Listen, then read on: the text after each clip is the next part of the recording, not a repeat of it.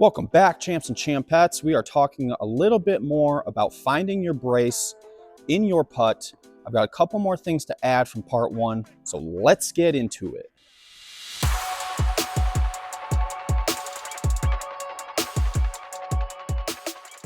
Now I want to talk a little bit more specifically exactly about the weight shift. The most common thing I see that kind of screws people up is being a little too touchy with the back foot. So actually, there's one player in mind that I'm thinking of. I'm not going to call him out or say anything, but he's got a really good putt. And his line is always really good, but he's always short. He hits cage a lot. Now, luckily, these are birdie putts because this kid can bomb, but he's missing a lot of birdie putts. And I think it has, well, I'm very confident that it has a lot to do with him having he's a little too touchy. He comes down a little too much with his putt. And I went through this myself not last year, the year before, and it really confused me. The alteration I found, which is, I don't think it's a hot take, but I don't see a lot of people do it. This really helped me, was to stop having my heel up actually, and to get the heel down. Now, what does that do? Getting my heel down, I feel a lot more confident with my footing, whether it's muddy or slippery or uphill or downhill. The second reason I really like this idea is, like I said earlier, we don't need to get that much height on our putts. What we really need is more drive toward the basket.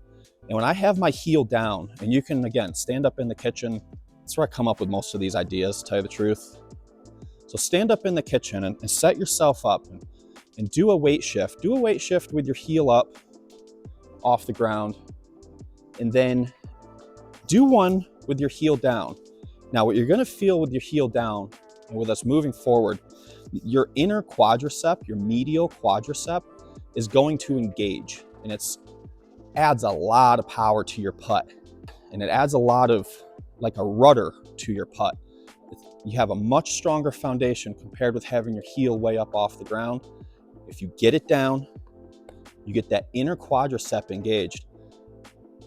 When your heel's up like this, you're really only activating the lateral part of your calf. Your gastrocnemius is the scientific term for your calf. Having your heel down in your putt and having your front foot pointed forward, of all the principles, of all the things I've learned through my own mistakes, those two, the second and third principle here, might be the most valuable. We'll see as we go on. And now, one thing I wanted to add and talk about in this part two was putting uphill and downhill.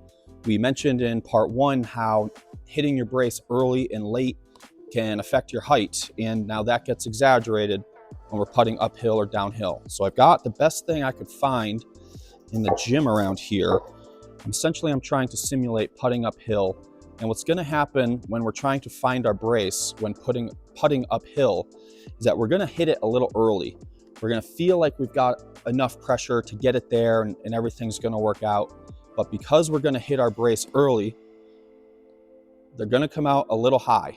We're gonna have to be a bit more patient with finding our brace when putting uphill. If we switch to going putting downhill, we're gonna find it early. And we've all been there, where we putt and it's like it's snuck up on us. Now, oftentimes this causes, misses low, because again, we find our brace too early, and we have to let go in order to stop the momentum and stop from falling forward. Thank you for the support. We're just trying to help. These are ideas that have really helped me with my game, and we're just trying to share this with you guys. So stick around. We got principle number 4 coming up. We got some pretty interesting stuff to come talk about with grip and ways to test your grip and ways to implement your grip, and some easy little drill to do. So until then, until we see you on principle number 4, check you later.